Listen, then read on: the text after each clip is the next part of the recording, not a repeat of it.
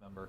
But we've hired Donnie just to walk us through how that came about and just his role here with the Falcons. Well, as you know, Charlie and I, when we sat down after Charlie bought the franchise and he got through his first few months of owning it, and we've spent considerable time talking about sort of our needs and what we have to do to grow revenues, but basically, and we felt there was a need probably to add one more polished professional salesperson. I mean, Chris Thompson does a fantastic job. I can, I speak highly of Chris and the job he does in the corporate community and driving corporate revenue. I used to do a lot of that, as you know, carried 80% of it at one time, but I've slowly sort of shifting some things away from that. I'm still handling a number of major accounts, which I enjoy doing still, but we felt that it was time to bring on another quality professional salesperson that could drive revenue for us. And Don and I had met, oh golly, we must have met 5 or 6 times going back a year or 2 years back. People who don't know Don know he has an excellent hockey background as well. He has a passion for the game of hockey.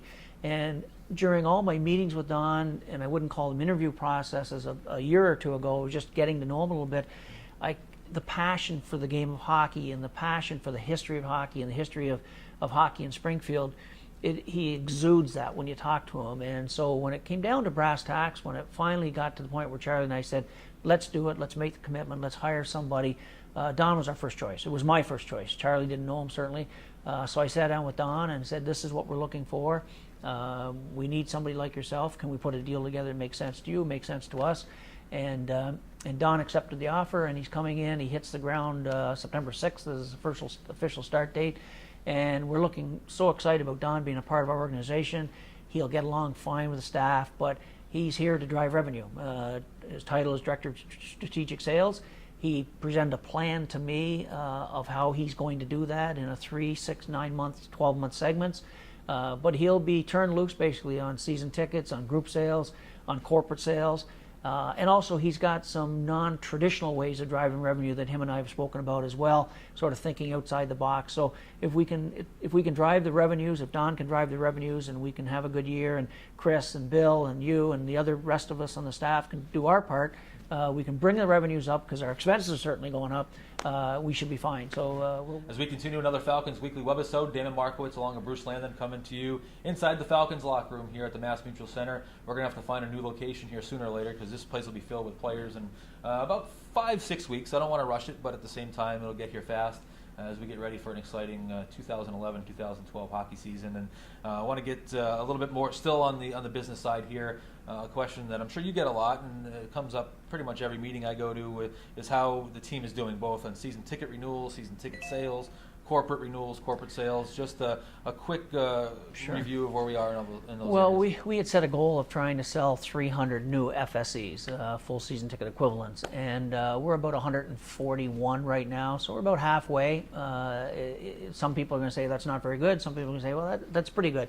I think it should be better. That's my job. I have to think it should be better. I think probably we have to, I think part of the problem is that we have a lot of things to sell here, as you know, Damon. We're do very well on the corporate sponsorship side, so we get spread pretty thin sometimes in selling corporate sponsorships, and then you start working on some group sales, and but we need to stay focused on building our season ticket base. I feel very confident that, as you know, we sell our flex plans right on through the season. So, opening game or whenever that may be, we think it's October 15th, isn't where it's a cutoff. We'll continue to sell flex plans right on through the season. So I'm cautiously optimistic we're coming very close to the 300. And the 300 is just a magical number we put out there. You looked at the revenue that would make and how that would help us.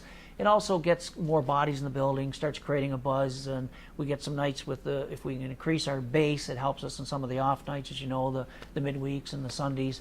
And that's paramount to the success of our organization. So if fans are listening and they want to buy a 40 flex or 12 flex, or as we've said, every ticket counts. It doesn't matter what the package is. We need them on. We need you on board, and we appreciate your support. So we've sold about 141 news. Our renewals are right around 68% right now. Again, that's sort of commonplace where we normally are. I think the league average right now is running around 75% on renewals. We're a little below the league average, but Springfield's always been traditionally a slow renewal rate. And a lot of that is a lot of people just wait for the schedule and want to see, again, as I mentioned earlier, how our weekend dates shape up. But Maria Ward has been working diligently on calling people on the renewals. the nice thing is the response has been very positive. It hasn't been anything about the team. It's just people waiting to get their dollars in place, to put their deposit down, or to pay for their tickets or their flex plans in full. And September, as you know, is a big month for us for our renewal. So I think if we can get our renewals up to that 88-90%, which I think optimistically we're going to hit, and if we can do that 300 or so new and then grow that and grow the other parts of our business, we'll be fine. Corporate sponsorships is an area that we, for whatever reason, do very well in this market. We certainly appreciate the great support. Every day there seems to be a new account. Chris Thompson's got a lot of new stuff in the pipeline. Bill Bullock's got a couple new things in the pipeline.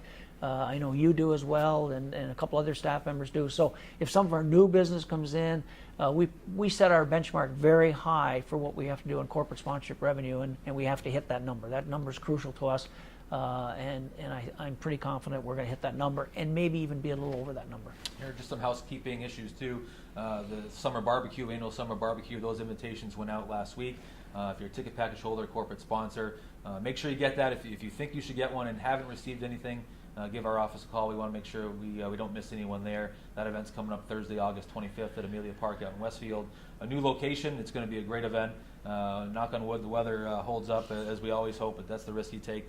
It's a barbecue, so like anything, you hope it goes well. Also, the fleece jackets. If you have a fleece jacket that you think you should be picking up, call our office as well. If you haven't received, or you think you haven't, or you missed a call, or you want to check in on that, there's a bunch of fleece jackets here in the office ready for pickup. So feel free to give us a call on those items as well. Just some housekeeping on the ticket package side of things. Thanks to Big Y for stepping up and sponsoring our barbecue this year. That's phenomenal of them to do it. They've been, as you know, from its corporate sponsor of ours for years, and we have a great relationship. So thanks, Big Y, for helping us with the barbecue. Yeah, saved us there. I mean, it's a huge expense if you have to go through it. They were kind enough to come on board and do a great job. Big Y's right across the street there from Amelia Park. And those who don't know Amelia Park Ice Arena out in Westfield, it's a great venue. They got an outdoor rink. We're going to be able to use the inside part of the rink. There's a beautiful garden area.